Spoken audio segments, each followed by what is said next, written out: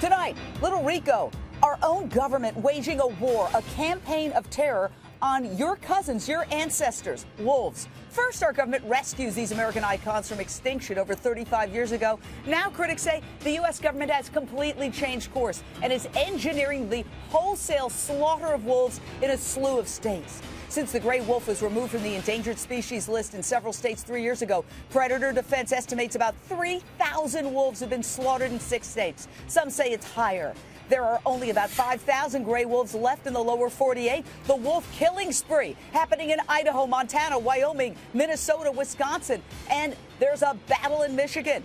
We've got breaking news on that now. The U.S. Fish and Wildlife Service, under the Interior Department, wants to remove federal protection of wolves in all but 2 states. This woman, Secretary of the Interior, Sally Jewell, is ultimately the leader of this horrific war on wolves. We warn you, the next video we're going to show you very graphic, but it's important to bear witness to suffering. Critics say wolf hunting is vicious, violent. It's driving wolves to the brink of extinction again. Sports hunters shoot wolves, sometimes from helicopters. Sometimes they're poisoned.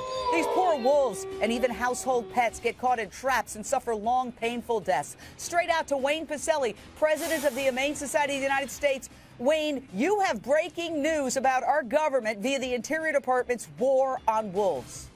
Well, Jane, what's happened is the federal government had wolves listed as endangered, and they removed those federal protections. The states then took over, and state politicians have been the ones that have been driving this massive killing of wolves in Wisconsin, Minnesota, Idaho, Wyoming, Montana.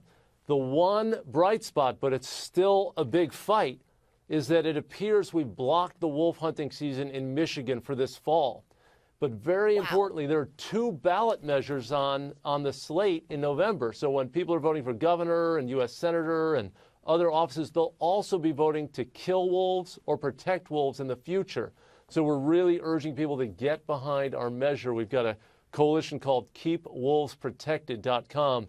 That's a big battleground. Of course, there's still wolves being killed in the other states, but we don't have anything quite so imminent in terms of a decision from the public. You heard it. KeepWolvesProtected.com. The Interior Department just sent us this statement, quote, the U.S. Fish and Wildlife Service has been at the forefront of the conservation efforts that led to the spectacular recovery of the gray wolf, one of our nation's most iconic species. We have no intention of seeing those efforts reversed, although the gray wolf is not returned to its former range numbers. According to the letter of the Endangered Species Act, it is no longer in danger of extinction or likely to become so in the foreseeable future. According to the letter, maybe not the spirit, Wayne. What exactly is what's your response to that?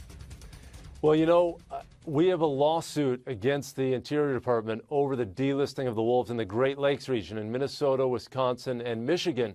You know, in Wisconsin, they have only 700 or 800 wolves. They killed more than 250 of them. These are social animals. They live in packs. 80% of those wolves were trapped with snares and steel jaw-like traps, or they were hunted with packs of hounds before the people shot them. Not because they were offending problem wolves, but just because they wanted a trophy or a fur pelt. And it's important, you know, there are people who hunt deer for the meat. Nobody kills wolves for food. They're inedible. This is just trophy hunting in its purest form. Well, and critics say it's also not only to benefit hunters, but it's also to sort of placate the cattle industry. I've heard critics say that, oh, if there are thousands of wolves out there and one cow gets attacked by a wolf, all of a sudden, oh, they become predators. Yeah. It's irrational, Jane. They have this irrational fear of wolves. It's like Little Red Riding Hood and fairy tales.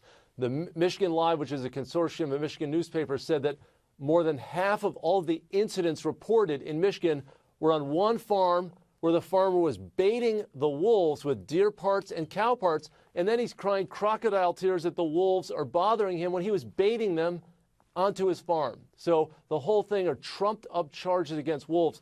Wolves have been proved in Yellowstone to have an amazing ecological effect, a beneficial cascade effect through the ecosystem.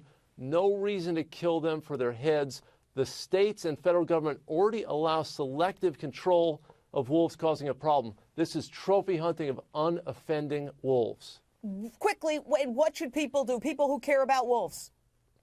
You know, The #1 battles in Michigan. Go to keepwolvesprotected.com because that is coming up in 60 days, a vote of the people in the state of Michigan.